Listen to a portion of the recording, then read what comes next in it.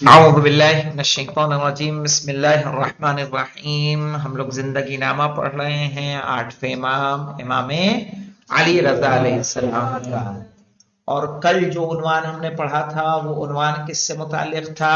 8ویں امام کو خلیفہ بنانے کی پیشکش، اور پھر آپ خلافت پہ راضی نہیں ہوئے تو آپ کو مجبور کیا گیا کہ آپ کیا قبول کریں؟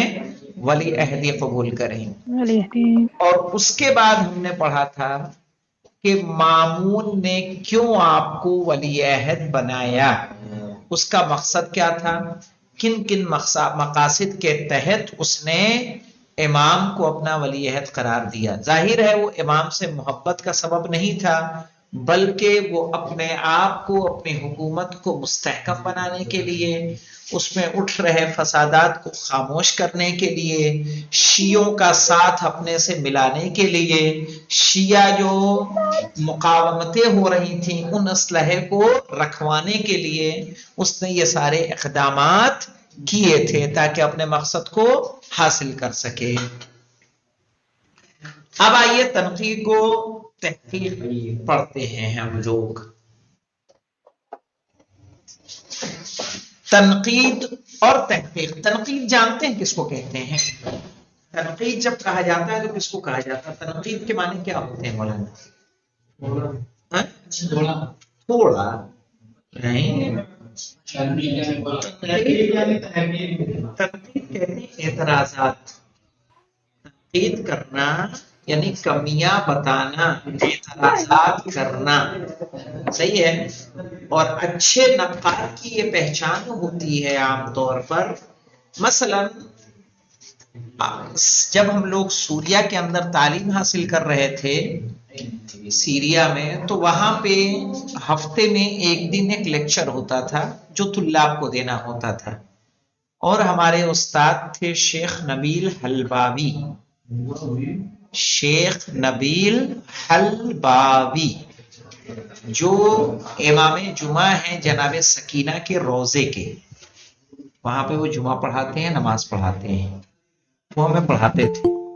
تو انہوں نے جو ہے ان کا کام تھا تنقید کرنا۔ کیا کرنا؟ تنقید کرنا۔ تنقید کا انداز کیا ہوتا تھا کہ پہلے وہ آپ کے ہنر کی تعریف کرتے تھے، جو آپ نے تقریر کیا اس کی وہ تعریف، ایجابیات، پازیٹیو چیزیں بتاتے تھے، پھر آپ کے انداز میں، آپ کی گفتگو میں کس طرح کی کمیاں تھیں وہ بتاتے تھے، آپ نے اس میں کیا کیا کمیاں کی ہیں۔ اور یہ اچھے نقاد کی پہچان ہے۔ ایک تنقید کرنا وہ ہوتا ہے کہ ہم نے صرف کہا کہ نہیں، اور مثلاً تمہارا انداز صحیح نہیں تھا، میٹر تمہارے پاس صحیح نہیں تھا، کھڑے ہونے کا طریقہ تمہارا صحیح نہیں تھا، بولنے کا انداز تمہارا صحیح نہیں تھا، جو کچھ ہم نے بتایا کیا بتایا؟ کمی بتائی، اور اس کی اچھائی پر ہم نے نگاہ نہیں کی۔ ان کا انداز مجھے یوں پسند تھا کہ وہ پہلے ایسے تعریف کرتے تھے، ایسے تعریف کرتے تھے کہ جیسے اس میں کسی طرح کی کوئی کمی واقع ہوئی نہیں ہے، نہیں کچھ، یعنی اس سے اچھی کوئی تقریر ہو ہی نہیں سکتی، اور اس کے بعد اس میں وہ کچھ کمیاں اور لچک بتاتے تھے جو ایک اسلوب اور ایک بہترین انداز کہا جاتا تھا۔ تو آئیے دیکھتے ہیں تنقید اور تحقیق۔ تو تنقید کے معنی سمجھ میں آئے؟ جی ایسے بہت سے قرائن، قرائن جانتے ہیں کیا ہوتا ہے؟ قرینہ جانتے ہیں؟ سلیقہ نہیں، قرینہ کہتے ہیں، قرینہ سلیقہ ہوتا ہے، لیکن یہ جو قرینہ عربی میں قرینہ ہوتا ہے جو معنی کو تبدیل کر دیتا ہے، صحیح ہے نا؟ معنی کچھ اور ہوتے ہیں لیکن قرائن کے ذریعے سے اس کے معنی کچھ اور سمجھ میں آتے ہیں کہ ہم کہنا کیا چاہ رہے ہیں ضمن کلام میں۔ ایسے بہت سے قرائن اور علامات موجود ہیں کہ جو امام رضا علیہ السلام کو ولی عہد مقرر کرنے کے منصوبے میں مامون کی صداقت اور اخلاص کو مکمل طریقے سے مشکوک بنا دیتی ہیں۔ ایسے بہت سی نشانیاں ہیں، ایسے بہت سے قرینے ہیں جو ولی عہد بنانے کا جو منصوبہ ہے اس کی سچائی میں شک پیدا ہوتا ہے کہ وہ اپنے منصوبے میں جو یہ کہہ رہا ہے وہ اس میں سچا نہیں ہے. کیونکہ اگر مامون سچائی کے ساتھ اور ایمان اور عقیدے کی بنیاد پر خلافت کو امام رضا علیہ السلام کی طرف منتقل کرنا چاہتا تو کیا کیا ہونا چاہیے تھا؟ یہ دیکھتے ہیں. سمجھ میں آیا کیا ہونا چاہیے تھا؟ کیونکہ اس نے یہ کام امام علیہ السلام کے مدینے میں رہتے ہوئے انجام نہیں دیا. مدینے میں رہتے ہوئے بھی ہو سکتا تھا کہ نہیں کہ ان کو کیا بنا دیتا؟ ولی عہد بنا دیتا. بلکہ امام کو مجبور کر کے اپنے مامور افراد کی نگرانی میں مرو بلوایا. مامور یعنی جن کو حکم دیا گیا تھا، جو اس کے حکم کے تابع تھے، ان کے نگرانی میں امام کو کہاں بلوایا؟ مرو بلوایا، جہاں وہ خود موجود تھا. جبکہ وہ مرو میں امام علیہ السلام کے نام سے خطبہ دے سکتا تھا اور خود امام کی نمائندگی میں خطہ ایران کی حفاظت کرتا. مثلا پہلے اس نے کیا کیا تھا؟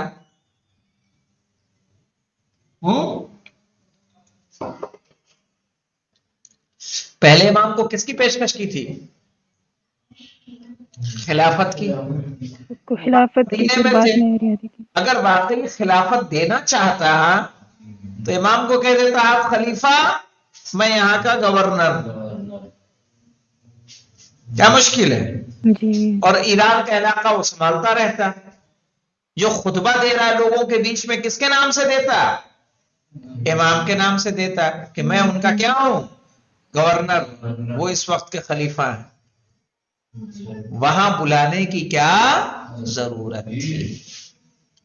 اور امام بھی نبوت کے مرکز مدینے میں پیغمبر صلی اللہ علیہ وسلم کی جانشی کا عہدہ قبول کرتے. صحیح ہے، وہاں مدینے میں رہتے ہو، مدینے میں ہی جانشین بن جاتے آپ.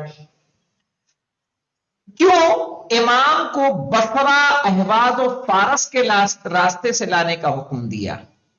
کون کون سا مولانا؟ بصرہ، اہواز اور فارس کے راستے سے لانے کا حکم دیا، جبکہ یہ ایک سخت، گرم اور تکلیف دہ راستہ تھا. اہواز کا راستہ گرم ہے، بصرے کا راستہ گرم ہے، اور احتمالاً یہ کیا ہے؟ کیور لوت جو بھی ہو کے درمیان سے مرو تک پہنچتا ہے.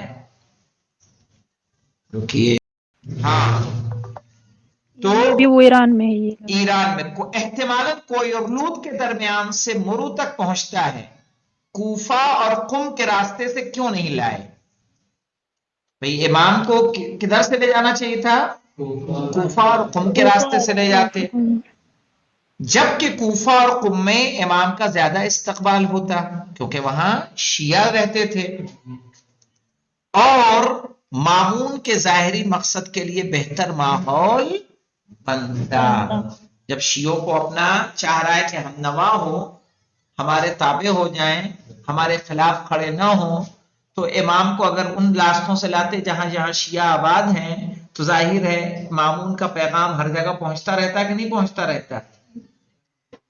کیوں اپنے مذاکرات کے پہلے دور میں کہ جب اس نے امام علیہ السلام کو خلافت قبول کرنے کی تجویز پیش کی، خود کو ولی عہد قرار دیا، جبکہ اسے چاہیے تھا کہ امام کے بعد کے لیے امام محمد تقی علیہ السلام کو ولی عہد مقرر کرتا یا کم از کم اس کا اختیار امام کو سونپتا.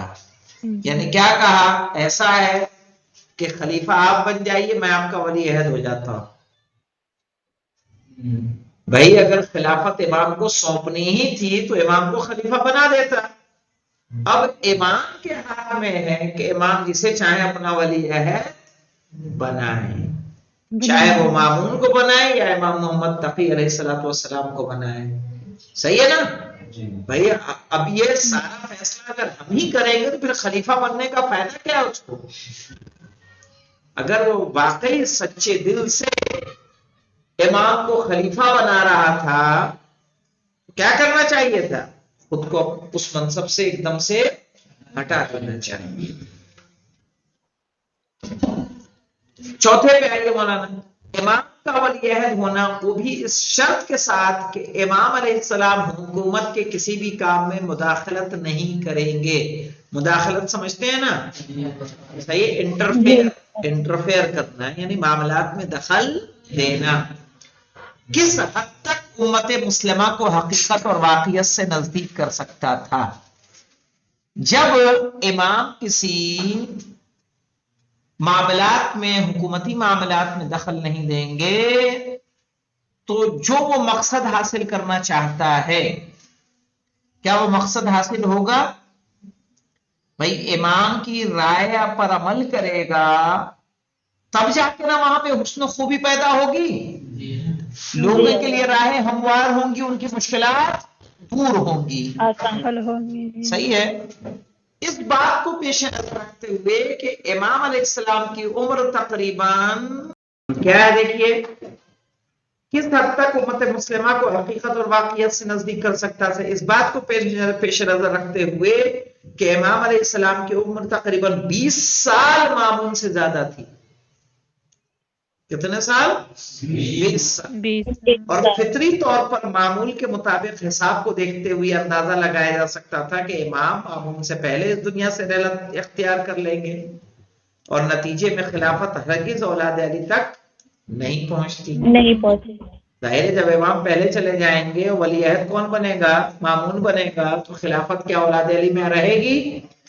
نہیں رہنے والی ہے.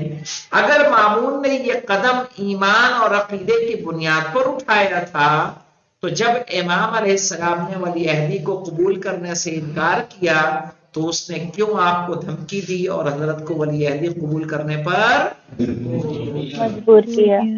ظاہر امام سے اگر عقیدہ اور محبت رکھتا تھا تو امام کی بات کا احترام کرنا چاہیے تھا. آپ کو جس میں خوشی، آپ منصب کو قبول کریں تب بھی ہم خوش، نہیں قبول کریں گے تب بھی ہمیں اعتراض کا کوئی حق موجود نہیں ہے کہ نہیں؟ اگر واقعی وہ امام سے عقیدہ رکھتا، امام کو چاہتا اور شیعہ دوست ہوتا، سمجھ رہے ہیں کہ آپ کسی کو کوئی گھر مہمان آئے گا تو کنپٹی پہ بندوق رکھ کے کھانا کھلائیں گے؟ ہے ایسا؟ جی. تو کہہ رہے ہیں دیکھیے اگر مامون نے قدم ایمان اور عقیدے کی بنیاد پر اٹھایا تھا تو جب امام نے ولی عہدی کو قبول کرنے سے انکار کیا تو اس نے کیوں آپ کو دھمکی دی اور حضرت کو ولی عہدی قبول کرنے پر مجبور کیا؟ اس کا مطلب کہ وہ امام سے کسی طرح کا عقیدہ نہیں رکھ، ورنہ آپ جس کا احترام کر رہے ہیں اس کو آپ مجبور کر سکتے ہیں؟ جب امام رضا علیہ السلام کی جس سبب سے بھی شہادت واقع ہوئی تو مامون جو امام جواد علیہ السلام کے ساتھ بھی لگاؤ اور چاہت کا اظہار کرتا تھا، کیوں اس نے ولی عہدی کے منصب کو امام جواد کے سپرد نہیں کیا؟ بھئی امام ولی عہد تھے، ٹھیک ہے آپ کی شہادت واقع ہو رہی ہے، آپ اس دنیا سے جا رہے ہیں تو چاہیے تھا کہ نوے امام کو کیا بنا دیتا؟ ولی عہد بنا دیتا، لیکن پھر اس نے ولی عہد نہیں بنایا. نماز عید فطر کے مشہور واقعے میں کیوں مامون نے امام کو راستے سے پلٹا لیا؟ امام کو حکم دیا تھا نا کہ جائیں نماز عید پڑھائیں. جب دیکھا کہ لوگ دور جوک در جوک طرح طرح الگ الگ علاقوں سے نکلے چلے آ رہے ہیں تو کیا چاہیے تھا؟ فریضہ کیا تھا کہ امام کو نماز پڑھاتا. لیکن امام کو اس نے کیا کیا؟ آپ زحمت نہ کریں، آپ واپس آ جائیں، اور نہیں چاہا کہ اکثر لوگوں کی توجہ امام کی طرف جلب ہو، یعنی لوگ امام سے لگاؤ رکھیں. مامون نے جب محمد امین کے قتل کے بعد بغداد کی طرف سفر کیا تو امام کو مرو میں کیوں نہیں رہنے دیا؟ چھوڑ دینا چاہیے تھا وہیں پہ. جبکہ اگر حقیقت میں امام ولی عہد تھے تو کون سا ایسا معنی تھا کہ امام مرو میں رہیں اور ملک کے اس حصے کو زیر نظر رکھیں؟ وہ چلا جاتا بغداد، امام ولی عہد تھے اور مرو کے علاقے میں رہ کے مرو کے علاقے کو سنبھالتے رہتے، وہاں کی حکومت کو. یہ ایسے سوالات ہیں جو ابتدا میں شاید سہل اور سادے نظر آئیں، لیکن اگر ان میں غور کیا جائے تو بخوبی یہ بات روشن ہو جائے گی کہ مامون اپنے اس اقدام میں مخلص اور سچا نہیں تھا، نہیں تھا، بلکہ بعض دوسرے ایسے اسباب تھے کہ جو اسے ایسا کرنے پر مجبور کر رہے مجبور کر تھے۔ رہے ہیں۔ اور امام نے کیوں، اب جو گفتگو ہوگی ہماری وہ گفتگو ہوگی کہ امام نے کیوں ولی عہدی کو قبول کیا، امام کے پاس کیا دلیلیں تھیں، امام نے کیا مقصد حاصل کرنا چاہا، کیا وجوہات تھیں جن کی بنا پر امام نے ولی عہدی کو قبول کیا، جو انشاءاللہ کل آئیں گی، کل نہیں اب سنیچر کو آئیں گے۔ الحمدللہ رب العالمین۔